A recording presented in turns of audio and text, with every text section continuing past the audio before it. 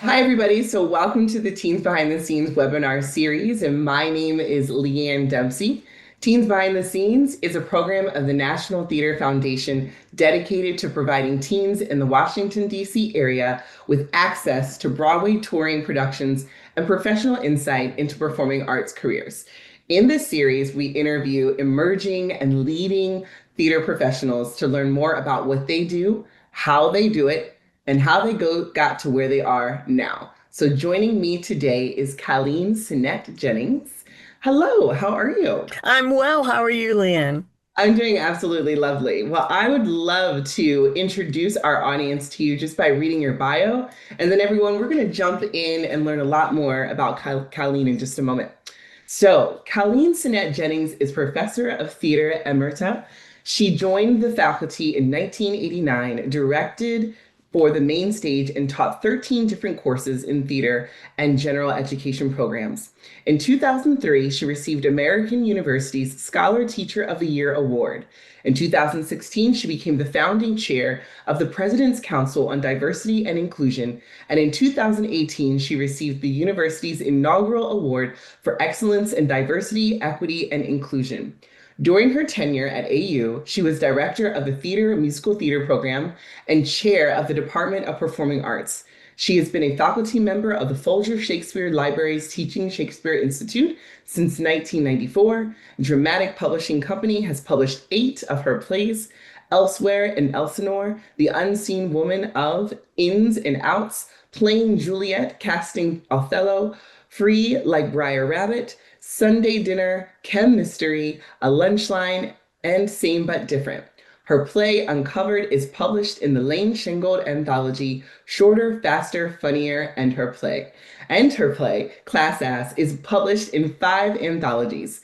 Jennings' play Darius and Twig was produced at the Kennedy Center Family Theater and did a national tour in 2017. Her Queen's Girl Trilogy plays have received both live and virtual productions at Theater J, Mosaic Theater, Everyman Theater, Clackamas Repertory Theater, and Hanger Theater. She received a $10,000 grant from Kennedy Center's Fund for New American Plays and the Hyman Award from the Actors Theater of Louisville. She is a 5-time Helen Hayes Award nominee and founding member of the Welders, a DC-based playwrights collaborative.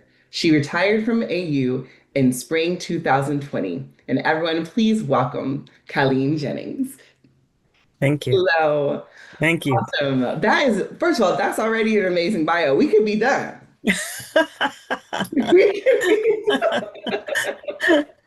absolutely incredible already. It's always, when we're speaking to different people with different careers in theater, it's always amazing to meet people like you who really define the fact that theater is there's a world of theater to be a part of, Mm. and that there are so many different spaces for young people to live in and multiple spaces for them to live in as well. So it's just already inspiring to be able to see that, Caleen.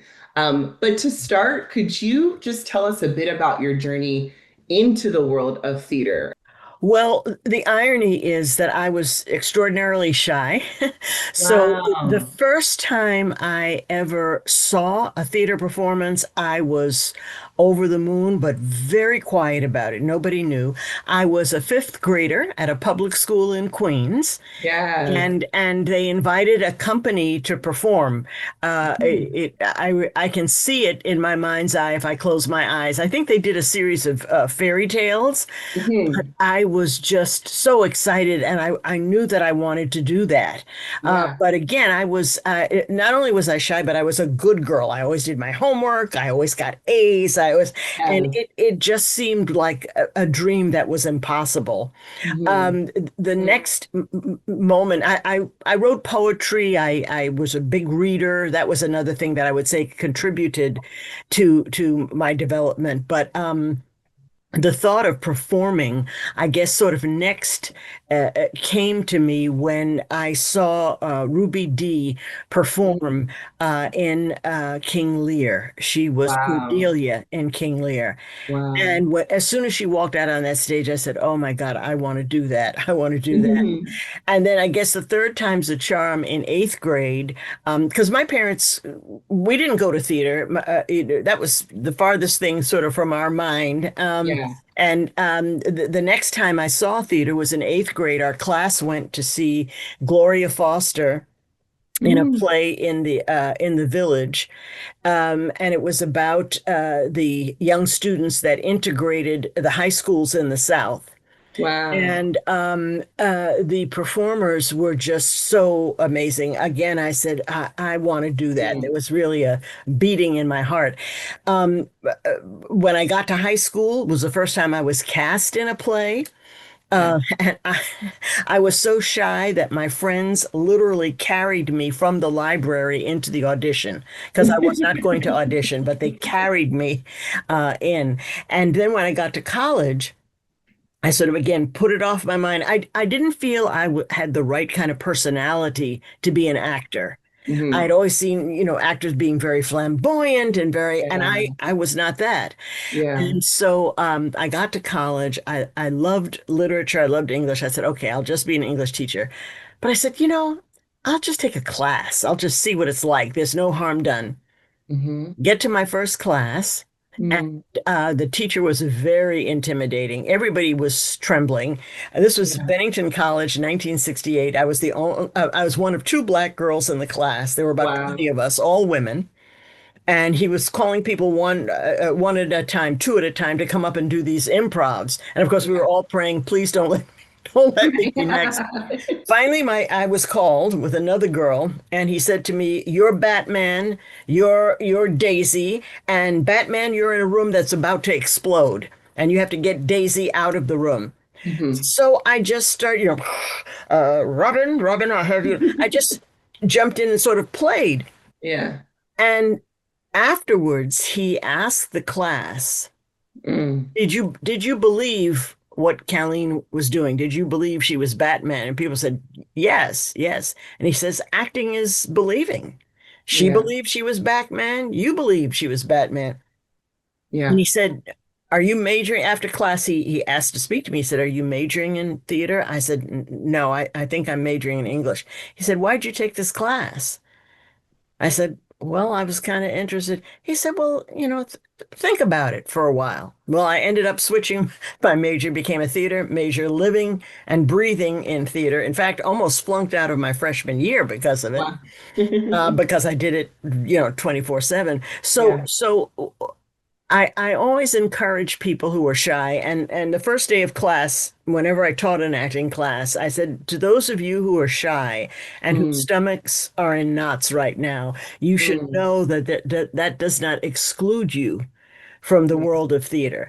In Mm. fact, shy people are the people who watch how humans behave and who listen very carefully and who have an Mm. ear for language, all those things that we need in theater. So don't think you have to be on stage 24/7 to be Hmm. eligible for a life in theater. That we need quiet observers and quiet chroniclers of human behavior. Oh, I love that. I had a professor. It's kind of interesting. An undergrad for me, I was an English and theater major, so I was in the same world as you. And one of my professors had told us in an acting class, if you want to get good at acting, then get really good at listening and watching people, watching life around you, watching the truth of life around you, so that you could bring that to the stage. So that I hear you echoing that in what you just, well, in what you just said. That makes a lot of sense to me.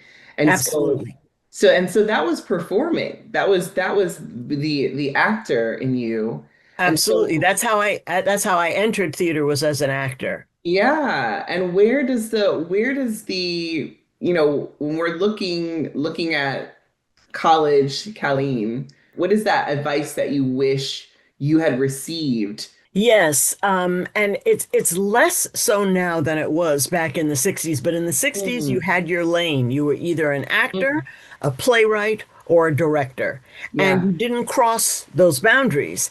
And I think of, I missed studying with a fabulous teacher of playwriting because I was an actor. I Mm. wish someone had told me, do everything. I didn't take a singing class because I wanted to be a dramatic actor. Do everything. I Yeah. dropped my dance classes. I should have kept those up. So, Yeah. so, do biology, do Yeah. French, don't close yourself off too quickly. And I Mm. used to love, you know, uh, when I'd give students monologues, Yeah. and they would say to me, "I'm not really a comedic actor," and I'd say, "You've only been on this world for half a second. Yeah. You don't know what you are yet. Try Yeah. everything." Yeah. So that's what I would say would be my biggest piece of advice. Yeah, and so how did you get into, or even I guess finding the confidence to be for the play where the playwright comes into play? Because that, I mean, I think all of the roles, director, actor, playwright, I would even argue professor, teacher, they're all world building professions, right? We're building some kind of world. But I feel like as a playwright, I mean, Colleen, you are starting with a blank page, right? And so Yeah. there is this whole world that I feel like there's a level of confidence that is to come there. What was that like to come into the place of like, I'm gonna write a play, I'm gonna be a playwright. Well, that's so funny you talk about confidence because it wasn't confidence at all. It was really practicality. I would say the Mm. thing that pushed me in high school, I wrote a play for a playwriting contest. So I'd been there, as kids, we used to act out I Love Lucy episodes Yeah. on the stoops of our houses. So I'd always been, and because I was a reader, I was involved in the world of sort of storytelling. But Yeah. but what really necessitated my becoming a playwright, I was teaching theater to kids. Mm. And this was my gig. I was, earning money doing Yeah. that. And I was trying to find plays and monologues for Mm. kids 11, 12, 13. And it was either very babyish kind of stuff, or it was like Who's Afraid of Virginia Woolf, which is Yeah. way too sophisticated. So I Yeah. started writing monologues and scenes and plays for basically, well, really 7-year-olds straight up through the end of high school, 18-year-olds. Yeah. And I amassed quite a collection of them and Yeah. went to a conference. Mm. And at this conference, a whole bunch of publishers had their tables set up. And so I was Mm. sort of, walking around the publishing table. And I approached this one woman who looked very grandmotherly. I said, I've got a bunch of monologues that I've written for kids. And her eyes lit up. She said, will you send them to me? So that's how my first collection of monologues for children got published. Wow. Because as a teacher, it was out of pure necessity that I needed this work. I never thought of myself as a playwright. I thought of Yeah. myself as a teacher who writes. Yeah. Yeah. And in fact, it wasn't until, oh my gosh, I would say it wasn't really until Queen's Girl, the first Queen's Girl, came out. That was 2014. Yeah. 2013, 14 that I began to say I'm a playwright. I couldn't even Yeah. say the words. Yeah. And what is it about Queen's Girl that made you feel like I have arrived to this I step? didn't feel like I had arrived. There was a play up, my name was on the marquee, and people were sending me congratulatory emails. I said, "Oh, maybe I better say that I'm a Yeah, it's playwright." undeniable at that point, right? It's undeniable.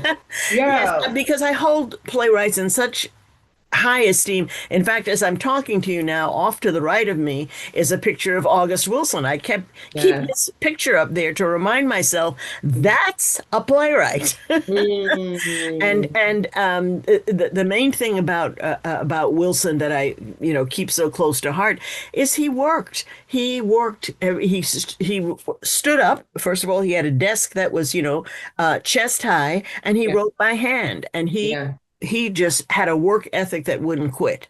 Yeah. So uh, even now, I will say, well, I'm not writing as much as I should or whatever. Mm. That title playwright carries a lot of weight with it. So I'm still not sure how comfortable I am carrying it. Yeah.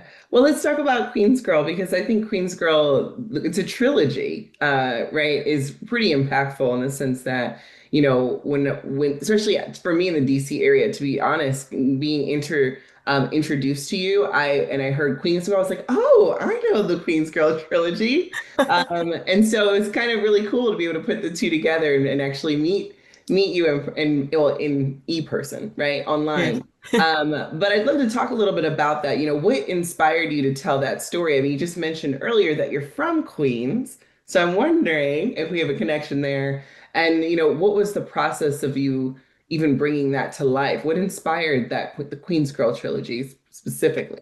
Well, that's such a good example of what I was just talking about because I was nagged into writing that. Mm. I taught playwriting for many years, and the one thing I would tell my playwrights is don't write autobiography. I said because Mm. the trap is Mm. that you will make yourself a victim and that you will everybody else around you is doing terrible things and so forth and you're the one who comes out unscathed and you will and you're if you are the protagonist you'll be a bland protagonist you'll be Mm. passive. I said Yeah. don't fall into that trap and so forth and so on. So at the same time I was working with Philip Rose. Philip Rose was the gentleman who brought A Raisin in the Sun to Broadway, Lorraine Hansberry's A Raisin in the Sun to Yeah. Broadway. We met purely by accident and became Mm. friends. And in fact, I was helping him sort of write his second book.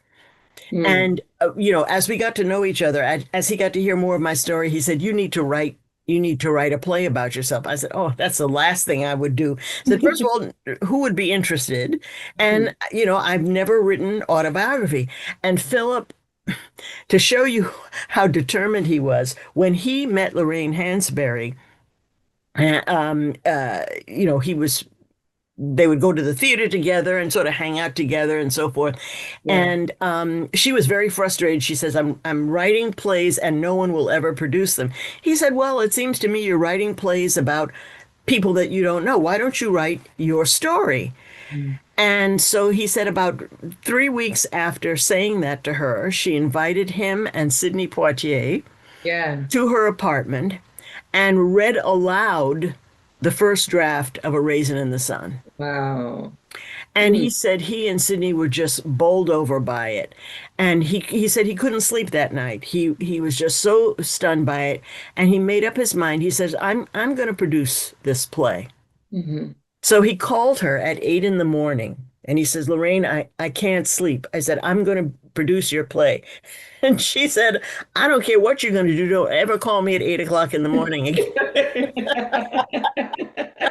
I know But that's right. But he said as soon as he hung up, he had to call Sidney Poitier and say, what does a producer do? He'd Mm. never done it. But it was that tenacity. He followed through. Some of the donations he got were $10, $5, but he brought that play to Broadway. So when I Yeah. say to you, he was like a dog with a bone, he Yeah. nagged me and Yeah. nagged me. And the turning point was I got a grant to do a 10-week writer's retreat. I had never had a block of time just to write. Hmm. So, and it was up in Connecticut. I had my own room. It was fabulous. A Yeah. whole, a whole week to just do nothing but write. Yeah. And I said, I should prove to Phil that I can't do this. I'm going to show him that I can't, write this play. Yeah. I started to write it and I started to have fun because there were no stakes. Nobody was expecting anything of me. And Yeah. the thing I discovered was this patchwork of very vivid memories, memories of people, memories of smells and tastes, memories of feelings. And I just started writing.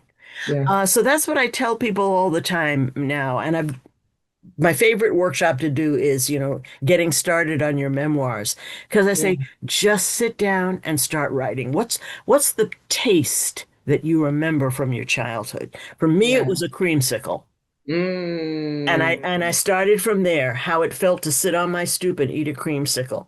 Uh, so Mm. so I came in through playwriting that way, which again, I never really thought of it as I'm going to write a play because I was way too intimidated and nervous to say that.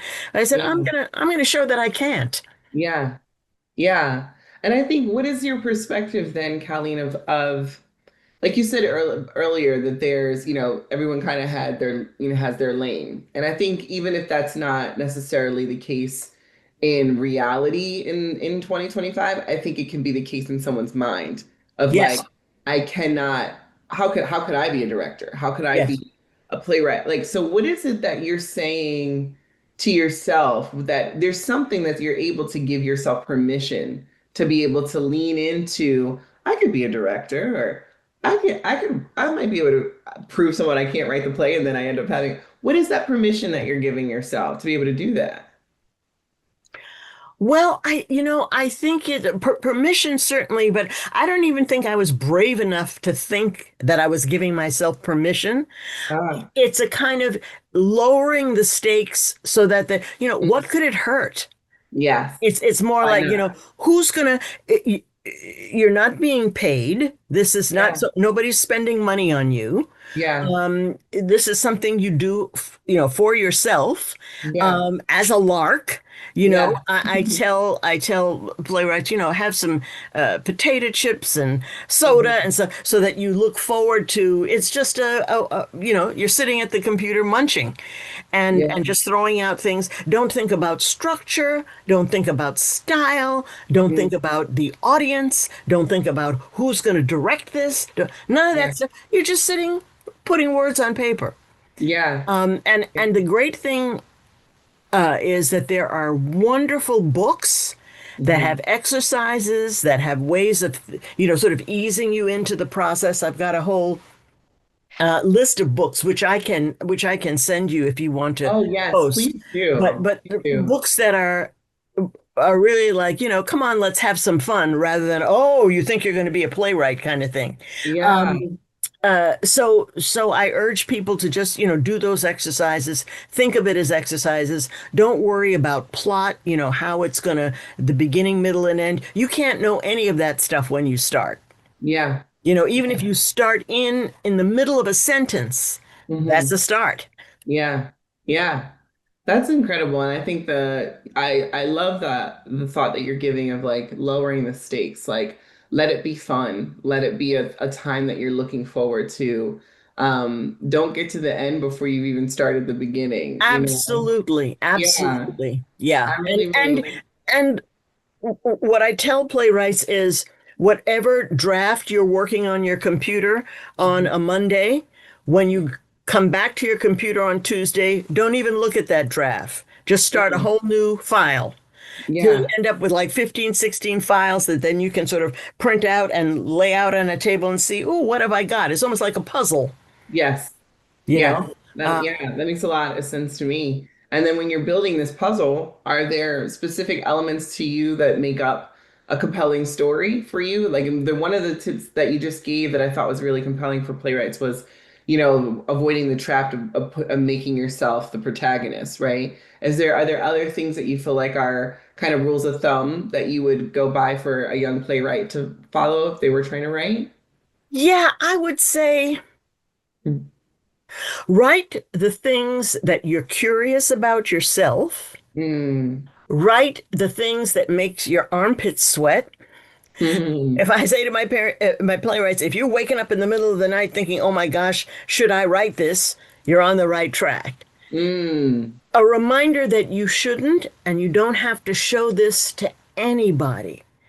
A lot of times, people who start projects are, oh, what if my mother sees it? She's only going to see it if you give it to her. That's so true. And why would you give it to her if it's not complete, if it's not thought Mhm. out, if it's not so taking these pressures, a lot of pressure we put on ourselves is trying to imagine what an audience how an audience would respond. Yeah. And here's the tricky thing. Hmm. The audience doesn't exist yet. Every night it's a different gathering of people. They don't think of themselves as an audience. They think of, oh, I got a ticket for a show. Yeah. So not to worry about this sort of mythical audience because right now your audience is you. Yeah. Yeah. That makes a lot of sense. That's actually really, really, um, it's very, and I think for what I think about with playwriting is the writer's block, obviously. And so what you're speaking about seems really, really helpful in getting through a writer's block and being able to just free, it feels very freeing, to be honest, as a It writer. should be. And a lot of Yeah. the books that I have on my list have to do with free writing and all that. But I'll tell you, Yeah. I sort of uh, uh, got a lot of work because of my workshop called Ending Writer's Block. That was my whole thing. You don't have to have writer's block and so forth. And then I got a very important commission. Mm. And I was exhilarated and terrified. Yeah. And I did all my research that I needed to do. I read the books, I saw the movies, I was prepared. But the subject, the person about whom I was writing, was so intimidating to me Yeah. that I went through all of the stuff that I tell my playwrights not to even think about. You know, why was I chosen? I'm not good enough. I'm not going to be able to do this. What if, what if, what if? And I put it off so long that I was right up against my deadline. And I was taking a walk and I was just, I never should have gotten this. I can't write it. This is not my style. And I reached my spot, which I now call Inspiration Hill. It's the highest hill on my walk. Mhm. And I looked up, I said, God, please help me, tell me what to do. And then it dawned on me. I said, what if my protagonist in this play was at the exact same spot that I'm at now? She's Mm. terrified.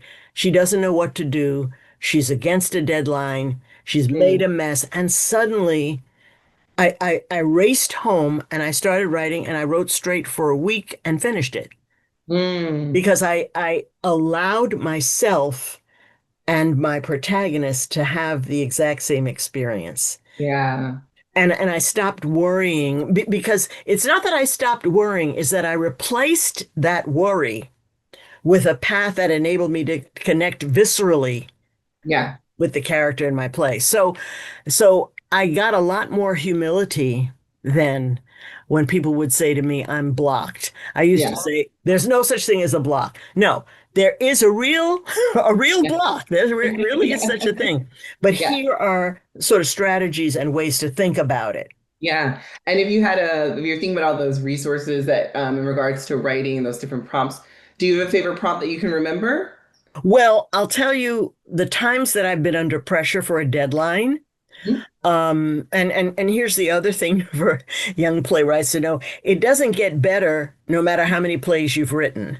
Yeah. In fact, it gets worse because you think, Mm. oh, people like that play. This is going to be such a disappointment. Or Yeah. I did it once. It must have been an accident. I can't do it Right. again. So Right. what I do is I type a letter to myself. Mm. Dear Caleen, once again, you're thinking about all the worries that you have. And I Yeah. and I talk to myself and I break it down. I did this very successfully after I wrote Queen's Girl 1, Mm. Queen's Girl in the World. And Yeah. then I got a commission to Mhm. write Queen's Girl in Africa. And I Mm. only had 6 weeks to write it. And Yeah. I would start with, it's great that you had a success with Queen's Girl in the World. Put that aside. This Mhm. is a whole new journey. You have enough time. There's plenty of time. All the things that were bugging me and making me nervous, I would Yeah. just sort of talk myself out of it, and then I could write. Yeah. That's incredible. And I wrote in You're right. little tiny scraps, the first day of school and the this and the that, not even thinking about how it would all come together. And then I ended up with a whole bunch of scraps that I could then.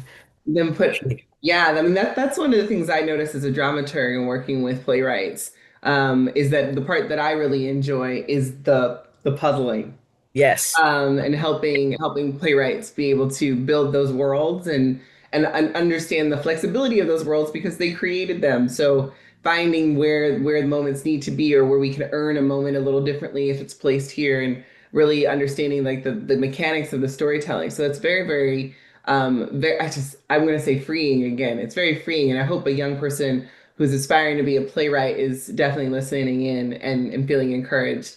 Yes. Now, the other element of, Before I forget, oh, I want to say all hail the dramaturg oh yes, because thank you. Bec- because I've had the pleasure of working with really some wonderful dramaturgs um, Mhm.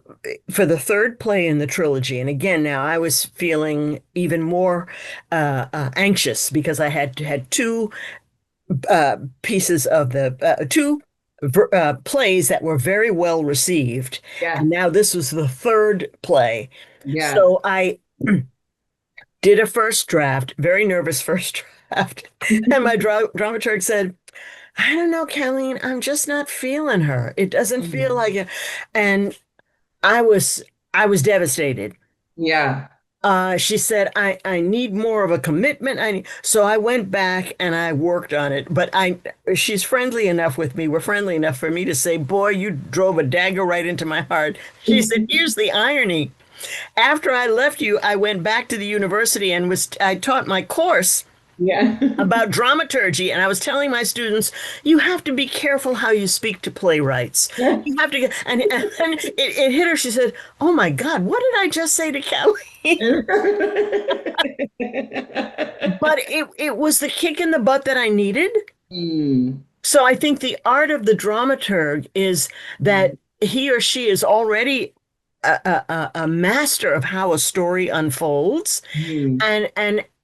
and a dramaturg knows when, whether by accident or not, to bring that out in the playwright, to know Yeah. where the playwright is in the process, to really, it's a very sensitive and unappreciated role. Most Yeah. people see dramaturg in the program and they think, oh, well, that's some weird, creepy thing. I don't know what that is. But, but they don't even know how to pronounce it, you know? Yeah. But Yeah. a dramaturg can be your best partner, and I've had the pleasure of working with some really fine dramaturgs and with directors who know how to be a dramaturg. Yes. Yeah.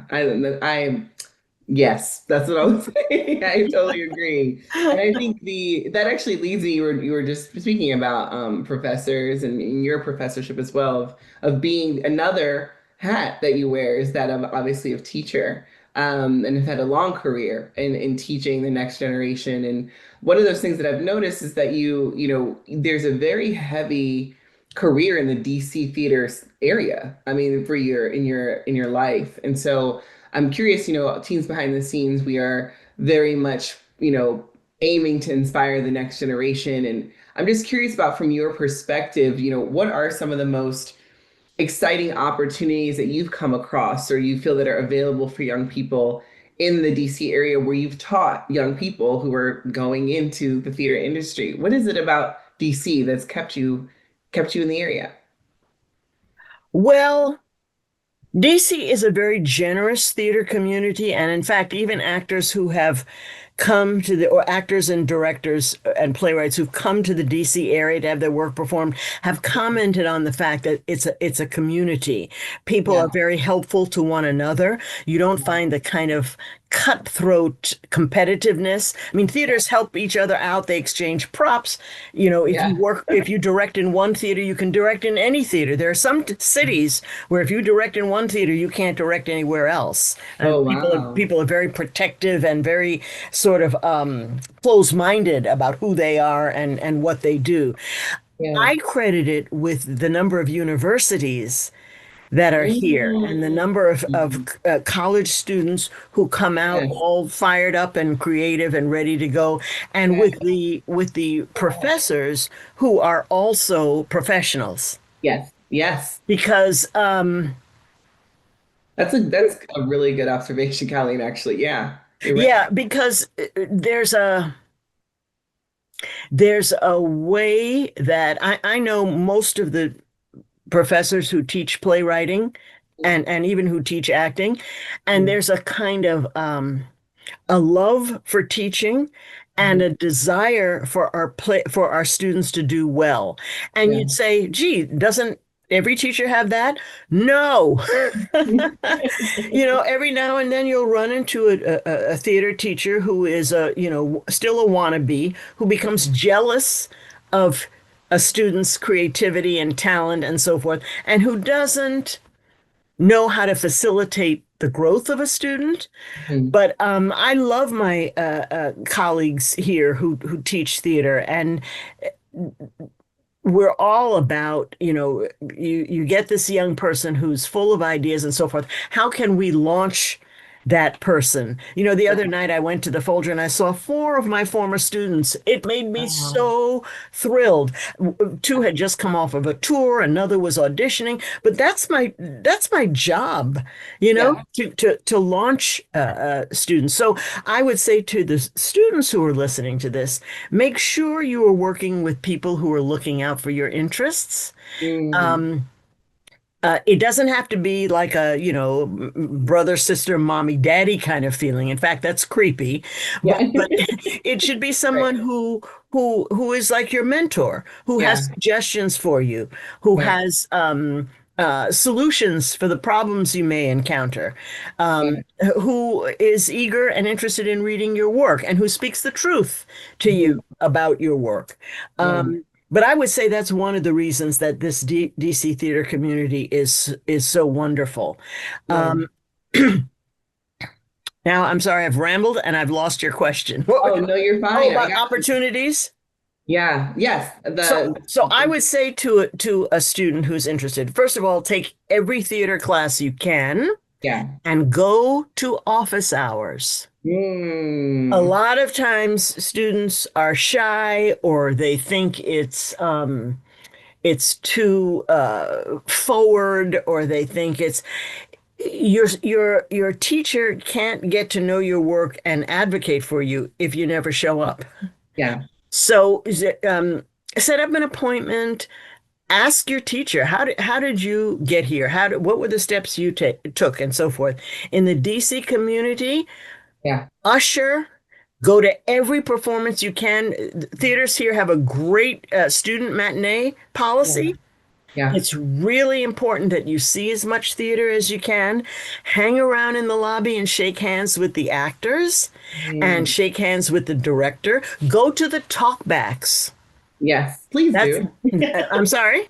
I said, please do as a dramaturg. I go, yes, talk back, please. Absolutely. And shake hands with the dramaturg. Ask Yeah. about the dramaturg and the director. Ask about the set designer and the lighting designer. There's a Yeah. whole family behind each production. Yes, there is. And the more you know and the more relationships you develop, the more somebody's likely to say, I just met a student from such and such who Hmm. impressed me and because it's such a social, Very much. you know. Very much so. And Yeah. I think that, our students, there's a number of students who are listening. We have, the student who's very much clear, like, I love theater. I'm going to go to school for theater. And then there's that student who is passionate about theater, but they might be unsure about pursuing it as a career. There's usually a perspective of like, this is too risky. Or let's just be really frank, I'm not going to make any money in this. Is there anything that we can say to speak to that young person who's listening in of, hey guys, this is great. And I love that you got to be a director. And I love that you got to be an actor and you got to be a playwright, but how can I do that? I don't know if it's too risky for me to do that. How do you Yes. speak into, because I think what really the word you just used that really inspired me is you said it's my job to launch them. Yes. And for me, when I think about launch, it's like you're giving them the energy, the gas, the tools, the resources so that they can take off. And so if Yes. you're looking at that young person, senior in high school, and they go, I love theater, but it feels too risky. How do we speak into that young person? First of all, by acknowledging it is risky, and you probably will not be able to make a living doing it. I, Yeah. I love a student came to interview me in my office when I was still teaching before I retired. And she said, so you're a full-time playwright? I said, hold up a minute. Mm, where are we meeting right now? She said, your office. I said, yes, because I am employed by American University. I am not a full-time playwright. In fact, I don't know any full-time playwrights. mm. It's very risky financially, but here's the great thing, and it's something that the great Susan Laurie Parks Ah, reinforced for me. I met her long before she had any successes. wow. And every time she came to DC, we would have lunch together. So we were Wow. sitting in a restaurant having lunch, and I said to her, I just sent a play off to the O'Neill, and it came back, rejected. And, I'm just getting so many rejections. She said, Caleen, the only thing you control is how much you write. So they Mm, control everything else, but no one can stop you from writing. mm, And she said, I'm working on a piece right now that will never get done. It's crazy. I don't know where it's come from. It's Booth and it's Lincoln. And she walked me through what she had written on mm. her Pulitzer Prize winning play. They were going to top dog underdog, are Top we? dog, underdog. I heard, and she said, nobody will ever care about this. Nobody, but nobody's going to stop me from writing it. Wow. And that's the lesson I took away. So you may end up becoming an accountant because it makes the most sense for you, for your family, in terms of, I want to get my own apartment. I want to get my car. There's certain things you have to do to feel right as a human being. Yes, yes. But nobody can stop you from taking 3 hours on a Saturday and writing your play. Oh, I love that, Khalid. I'm about to like shout over here. Because in fact, you have an advantage because you can't even imagine having an audience. You can't even imagine having a dramaturg. So you are free to write whatever you want to write. Now, the part two of that, if you say to yourself, I want to hear this read aloud. I want to hear if there's a part of you that wants to continue on that while you have your your day job, you can always invite a bunch of friends over for pizza and beer and soda and have them read it aloud Yeah. and have them tell you how they feel about it and so forth. Then if you want to go the next step, Mhm. you can also say, well, I wonder if I usher at such and such a theater and I begin to meet people and so forth. I wonder if there's somebody I can, put this into somebody's hands. The other thing you can do is what we did with the Welders Yeah. is we started our own group produced our own plays. I Mhm. was the last, they had to practically drag me in because I was so said, what do you mean self-produce? Yeah. They were all younger than me. Mhm. And they said, we were all in our, sort of in the moderate or middle stages of our playwriting success. We've had some success. And we said, people are more interested in younger writers. We're at Mm. an age where we should be further along. Rather than taking our cups and going to each theater and saying, will you do my work? Why don't we fundraise and, get together and do our own work? You also have the Fringe Festival. Yes. Yeah. There are plenty of theaters in DC that are interested in new voices. Yeah. But here's the other thing for writers to remember. You have to give to them if you want them to give to you. Mm. So usher, so show up, to help with fundraising, Mhm. offer your services in the office. Every theater I know is strapped for personnel. Yeah. So what you want to do is become part of that family, not Yes. just please read my play, read my play, read my play. Yeah. And the other thing that may sound discouraging, but it's a fact of life, theaters get inundated with scripts. Mm. Everybody on the planet is please read my play, please. So the chances of somebody picking your play out of a pile and saying, I want to do this are Yeah. very slim. Yeah. So you have to have fortitude, you Mhm. have to build relationships, you Mhm. have to keep writing, Yes. and you have to open yourself, I think, to the possibilities that exist. Take a playwriting class. Who Yeah. knows about the teacher of that playwriting class? Maybe they are a way to say, what kind of networks do you know? That you could maybe put me in touch with. It is a relationship building enterprise. Yeah, and it seems like there's also a natural curiosity that has to be there for the young person as well, of just being curious about what is going to be around that corner, right? And to Right, continue that momentum.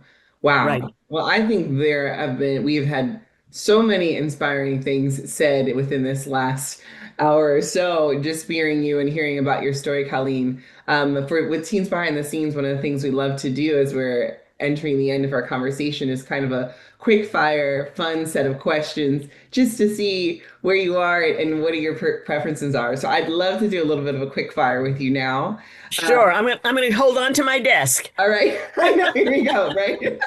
No time limits though. Here we go. Okay. All right. Here we go.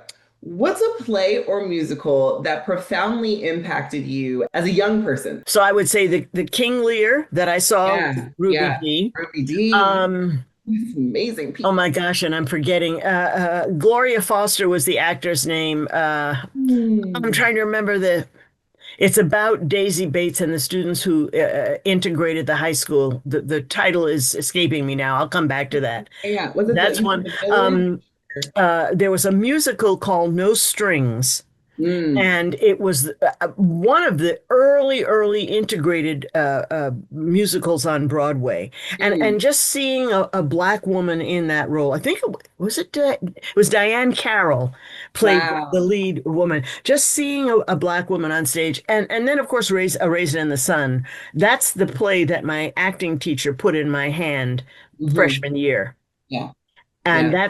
that's the play freshman year that enabled me to walk over to the registrar's office and change my major from English to theater.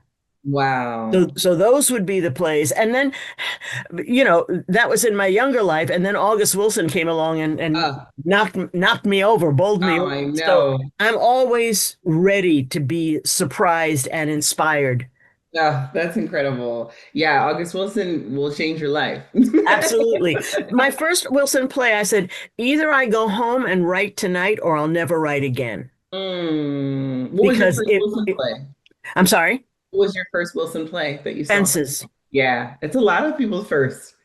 Yeah, And first. I had read it and I had said, it's good. Mhm. I didn't when I saw it on stage, I realized what the power, the Yeah. power of it. Yeah. Now this might be hard for you because you have had interactions with some amazing human beings after listening to your conversation Yeah. today. But the question is, if you could collaborate with any historical figure in theater, who would it be and why? I would say probably Wilson, August Wilson. Yeah. Yeah. Uh, uh, uh, because I think he would make me brave in Mhm. terms of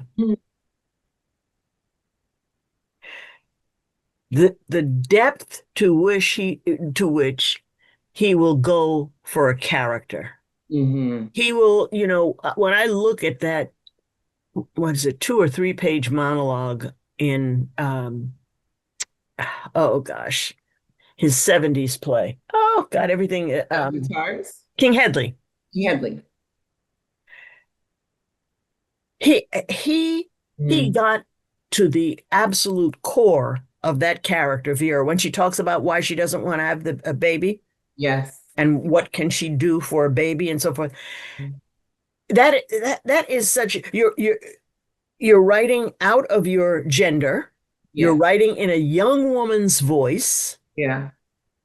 Even though August came up the hard way in a very difficult life economically, he was far from that when he was writing that. He was already an established playwright living quite comfortably. Yeah. So to go back in time and capture the compelling situation that this woman was in, how dire her economic prospects were, how she felt as a that is such bravery Yeah. to put that and to write a monologue that's 3 pages. So I think I would learn so much from him about being true to the voice in your head. Yeah, yeah. And for my last one, what would you say is one thing about working in the theater that most people wouldn't expect? Oh, well, Non-theater people have no idea what hard work it is. No idea. They think it's all fun. And Mm, when I was in academia, people say, "Oh, what do you teach?" I say theater. Oh, that must be fun. Oh yeah. my gosh. Oh my gosh.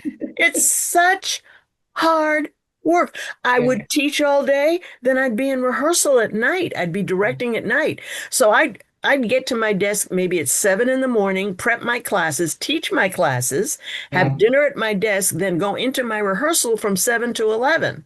Yeah. Yeah. People have no idea how long it takes for a show to go from page to stage. Yeah. They have no idea of the physical work that's Yeah. involved, much Mhm. less the self-doubt and the worries and the nagging and and the worries about money and so forth. So I would say that the things that people have little understanding about is how hard the work is. Yeah. I would agree. I think there's a labor of love. And then if there's a building of worlds that we do Yes. over and over and over again. Yes. And And that's a the lot. unsung heroes who, you might see their name in little tiny print in the program that nobody reads. But Yeah. but without them, it doesn't happen. Yeah. Well, thank you so much, Colleen. It has been such a joy to work with you and to speak with you. And I'm looking forward for our young people and who are watching today and teens behind the scenes to just be inspired by the words that you've given us. So, Thank you so much. And thank you for asking the questions that make me remember the important things. oh, thank you so much. And thank you guys out there for watching us today and hope you've been inspired. And we hope to see you again with Teens Behind the Scenes at the National Theater. Bye, guys.